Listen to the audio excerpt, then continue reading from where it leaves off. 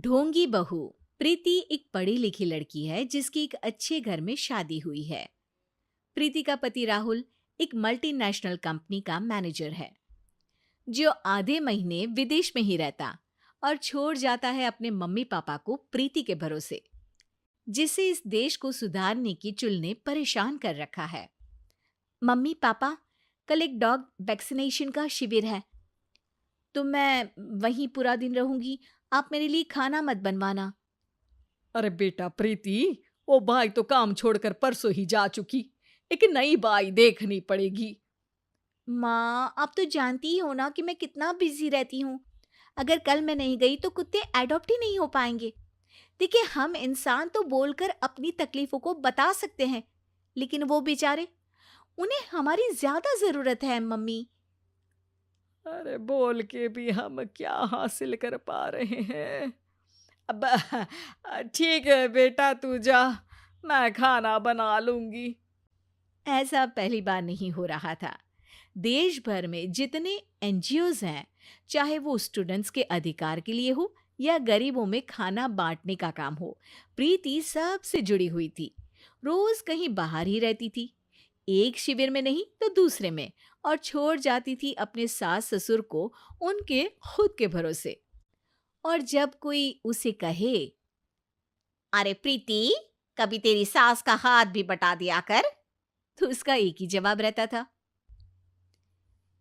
देखो, हम लोगों को तो सब कुछ घर बैठे मिल जाता है।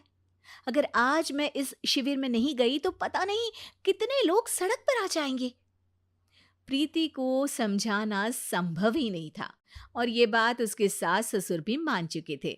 इसलिए सुबह सुबह सास ही किचन में खाना बनाने जाती है और देखती है कि घर में सब्जियां खत्म है।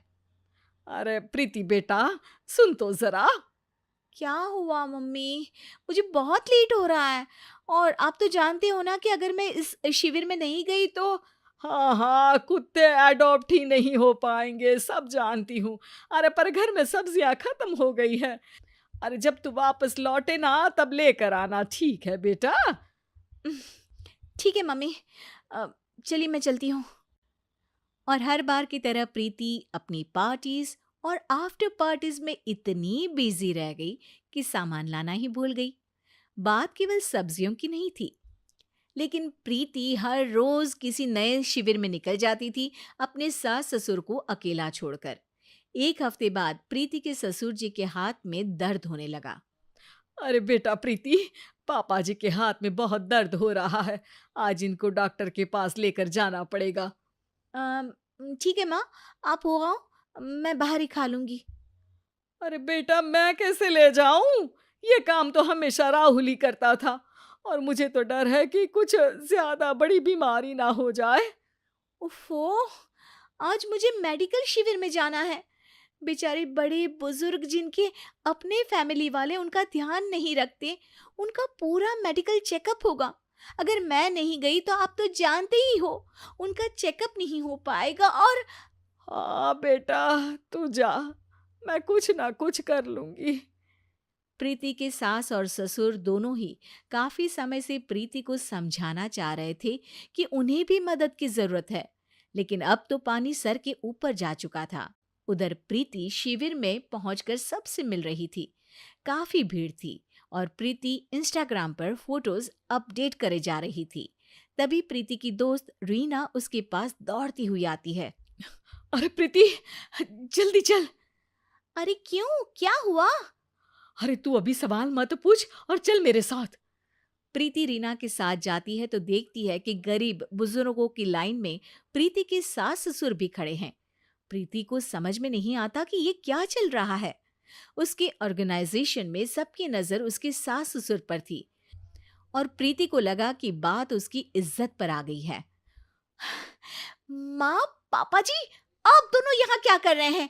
आप तो जानते हो कि ये शिविर गरीबों की मदद करने के लिए बनी है, और आप इसका मजाक उड़ा रहे हैं इस तरह से लाइन में खड़े होकर। अरे बेटा, हम भले ही गरीब ना हो, पर जरूरतमंद तो है ही। हमारा भी कोई ध्यान रखने वाला नहीं है। मेरे पति के हाथ में दर्द है, मैंने सुना कि ज़रूरतमंद बुजुर्गों का यहाँ फ्री में इलाज हो रहा है, इसीलिए चले आए। अ, नहीं, मतलब मैं तो प्रीति को समझ में आ गया था कि समाज को संभालने से पहले उसे अपना घर संभालना चाहिए और वो सर झुकाकर अपने सास ससुर से माफी मांगती है।